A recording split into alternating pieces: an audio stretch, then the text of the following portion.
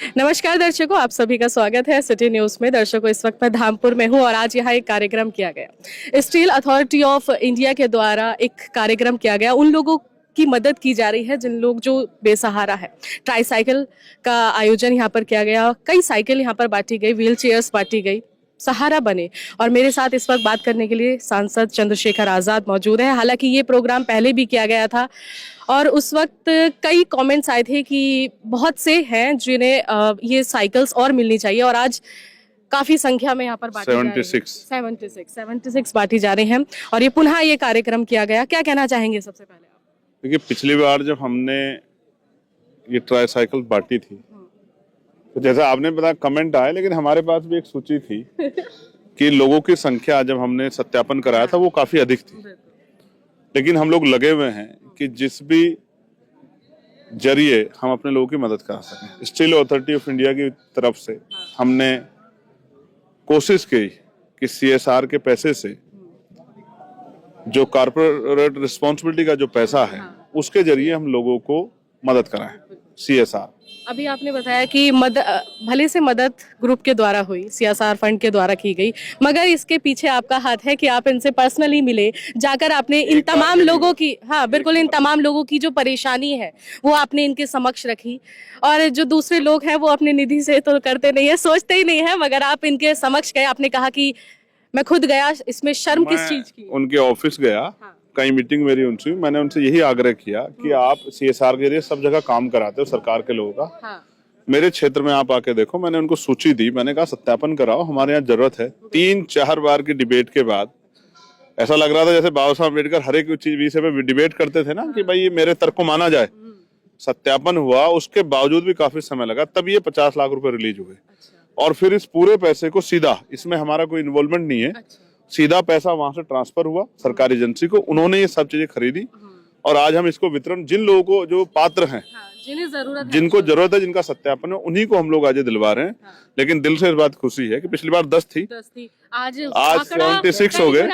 हाँ, आज 7 गुना बढ़ गया, 7 गुना ज्यादा बढ़ गया। इसके साथ साथ बैसाखियां हैं और भी कई चीजें हैं जो दिव्यांग जन है उनकी मदद के लिए। देखो, एक बात आप मानो, कुदरत ने इनके ऊपर पहले से कष्ट दिया है।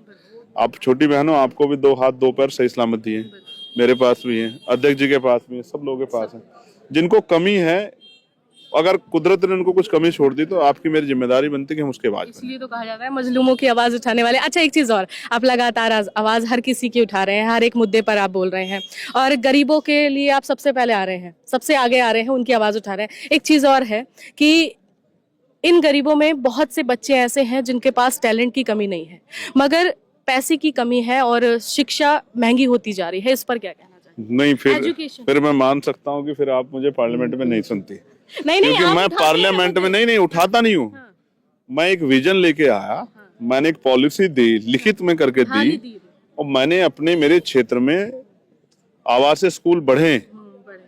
जब वैसे काम नहीं चला डिबेट से, तो मैंने एम्स जो है उसके लिए बकायदा प्राइवेट मेंबर बिल पेश किया कि मेरे क्षेत्र में एम्स की क्यों जरूरत है। मेरे यहाँ के आदमी को इमरजेंसी में कहाँ जाना पड़ेगा? ऋषिकेश कहाँ जाना पड़ेगा? मेरठ कहाँ जाना पड़ेगा? दिल्ली। इतने में तो वैसे ही उसकी जान चली जाएगी। इमरजेंसी का मतलब है कि अगले 15-20 मिनट में उसको उपचार की जरूरत है। तो इतने बड़े क्षेत्र में क्यों उसको नजरअंदाज किया गया? तो मैंने शिक्षा के लिए पॉलिसी पार्लियामेंट में उठाई कि ये तब आसान हो जाएगा जब हर व्यक्ति को अवसर की समता मिलेगी, यानी कि गरीब और अमीर को एक जैसी पढ़ाई का लाभ मिल जाए।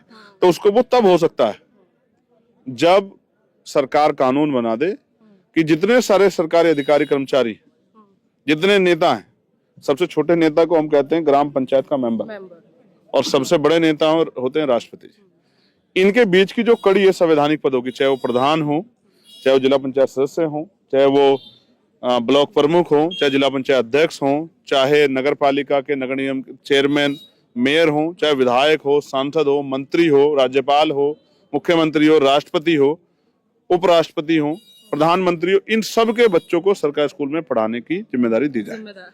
कानून बने। और उनके साथ साथ जितने अभिनेता जिनको सुरक्षा मिली हुई है, जितने अधिकारी कर्मचारी, जब सबसे छोटे कर्मचारी के तौर में हमारे ग्राम प्रधान वो आते हैं सचिव, अब तो सिर्फ जो रोजगार सेवक, जबकि उसको तनख्वाह तो नहीं मिलती है, आशा आंगनबाड़ी बहने, ये जितने संवैधानिक वो हैं कॉन्स्टिट्यूशनल पोस्ट, इन सब पे जिनमें लास्ट में आएंगे जो चीफ सेक्रेटरी हैं हमारे केंद्र सरकार के, उन तमाम जो है, जो हमारे प्रधानमंत्री के जो हैं सेक्रेटरी हैं, उनसे लेके और नीचे तक, चाहे वो मुख्यमंत्री के सेक्रेटरी हों, चाहे वो हमारे किसी विभाग के सेक्रेटरी हों, और चाहे किसी प्रदेश के सेक्रेटरी हों, चाहे वो हमारे जिले के आईएएस हों, आईपीएस हो, तमाम दरोगा जी हों, सीओ साहब हों, एडीएम हो, एसडीएम हो, कानून पटवारी, तहसीलदार, इतनी सारी पोस्टें, इन सबको कानून बने कि इनके बच्चे सरकारी स्कूल में पढ़ेंगे। आप देखना, जब एक ही क्लास में, जैसे कक्षा 4 क्लास है, यही डीएम का बच्चा बैठा होगा, यही एसएसपी का बच्चा बैठा होगा, वही किसान का बच्चा बैठा होगा, मजदूर का बच्चा, वही सीओ का, दरोगा का, एडीएम का, एसडीएम का,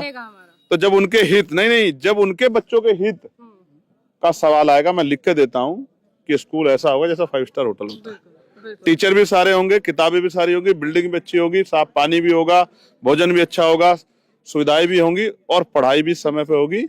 ये तभी संभव होगा जब अधिकारी, कर्मचारी और नेताओं के हित जुड़ेंगे। अच्छा सरकार, ठीक है, अच्छा सरकार कहती है जीरो टॉलरेंस की बात करती है, और अगर हम ग्राउंड पर जैसे घूमते हैं, बातचीत करते हैं, तो हमें जगह जगह चीज़ें जैसे मिलती हैं कि हर विभाग का अपना एक फिक्स रेट है, चाहे वो किसी भी चीज़ का के ले लीजिए, चाहे वो नगर पालिका में बर्थ सर्टिफिकेट्स हो या पासपोर्ट वेरिफिकेशन। थाने में अभी एक वीडियो वायरल हुई थी, धामपुर का ही ये केस है, थाने में 500 रुपये लिए जा रहे हैं, हालांकि पासपोर्ट वेरिफिकेशन की कोई फीस मतलब नहीं ली जाती। देखिए, इस भ्रष्टाचार को रोकने की जिम्मेदारी प्रदेश में मुख्यमंत्री जी की है। हाँ।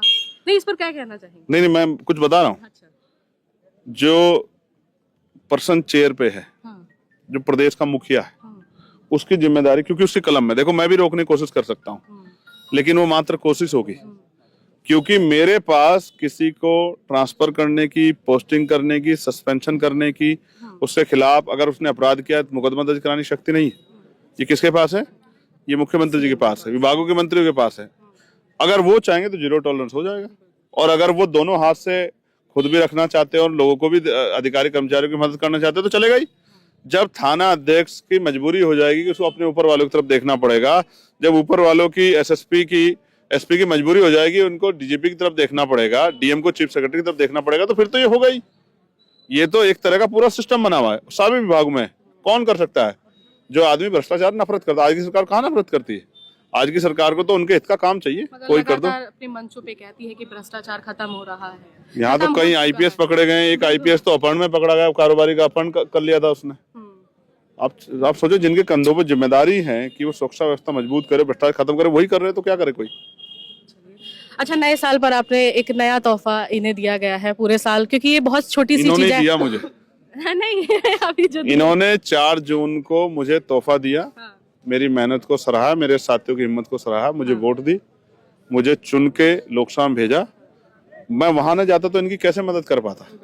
तो मैं तो इनका आभारी हूँ और जीवन भर रहूंगा बस इनसे, क्योंकि पार्लियामेंट का काम करता हूँ, लोगों की मदद के लिए जाता हूँ। कहीं कोई मामला होता है, जैसे वही नीतीश कुमार जी वाला मामला हुआ, आपने देखा होगा, हर मामले पे जाता हूँ। अरावली का मामला अब चल रहा है, वो लोग मुझे बुला रहे हैं, कोशिश करता हूँ। मनरेगा के मामले पे लड़ रहा था, क्योंकि मेरे यहाँ 237 रुपए मात्र मिलते हैं कर्मचारियों को, उनको, मजदूरों को, और अब वो कह रहे हैं कि हम 125 दिन देंगे। पहले 50-50 दिन नहीं मिला है, तो मैं हर मामले लड़ता हूँ, इसलिए समय थोड़ा सा कम दे पा रहा हूँ, लेकिन कोशिश कर रहा हूँ कि अपने लोगों की, हर आदमी की समस्या का हल करूँ। इसलिए 5-5 प्रतिनिधि हैं, किसी लोकसभा में नहीं है बिल्कुल, और जिले के अध्यक्ष हैं, भीम आर्मी का संगठन, सब लोगों की सेवा में खड़े। और मैं खुद जब आता हूँ, आज मैं सुबह 9 बजे से बैठा था, और कम से कम 200 लोगों की समस्या के हल के लिए अधिकारियों को फोन किया, फिर यहाँ आया।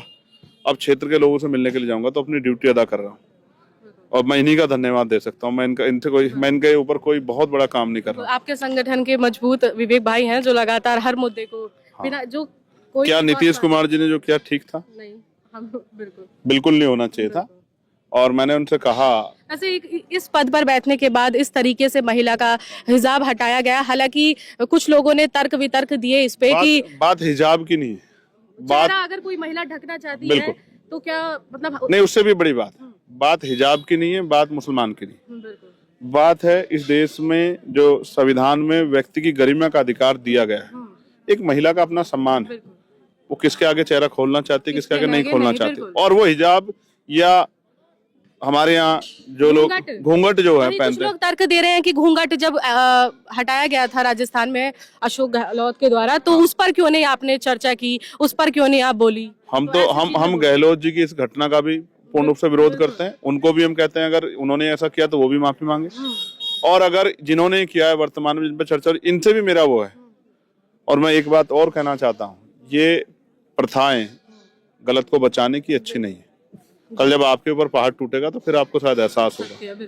तो ये गलत है। और मैं तो फिर कहूंगा मुख्यमंत्री जी के बारे में बहुत सम्मान है हम लोगों के मन में, नीतीश जी के, लेकिन इस तरह की घटना अच्छी नहीं है। इसके लिए उनको सार्वजनिक रूप से माफी मांगनी चाहिए। किसी को बीच में नहीं आना चाहिए, उस बेटी को बुलाना चाहिए, जैसे उन्होंने ऐसे वो खींच दिया था, उससे कहना चाहिए कि बिटिया तुम मेरी बेटी हो, मुझसे गलती हुई है, तुम्हारे मन को ठेस पहुंची है, मैं तुमसे खेद प्रकट करता हूँ और आप दिल बड़ा करके इस बात को भूल जाओ, सब ठीक हो जाता। लेकिन आपने राजनीति करने का मौका दिया, लोगों को अवसर दिए, आप चुप और क्यों नहीं बोल रहे? कल दिल्ली तो आए थे, कल दिल्ली आए, मीडिया ने पूछा, कल मीडिया रिपब्लिक जी मीडिया सॉरी उससे जब उनसे बातचीत करना चाह रही थी, उनसे पूछ रही थी कि सर इस पर क्या कहना चाहेंगे, क्या माफी मांगना चाहेंगे, तो वो सीधा अपनी गाड़ी में जाके बैठ। अब जिस मीडिया का नाम, अगर वो मीडिया भी सवाल करने लग जाएगा फिर तो क्या कहने। वो तो सवाल ही नहीं करते, असल समस्या तो यही, वो सवाल ही नहीं करते, बस समस्या यही है कि लोग सवाल नहीं करते। मीडिया जिस दिन अपना काम करेगी ईमानदारी से, मेन स्ट्रीम मीडिया, मैं लिख के कहता हूँ किसी सरकार की हिम्मत नहीं होगी कि गरीबों के हिस्से का पैसा अपनी जेब में रख ले। धन्यवाद।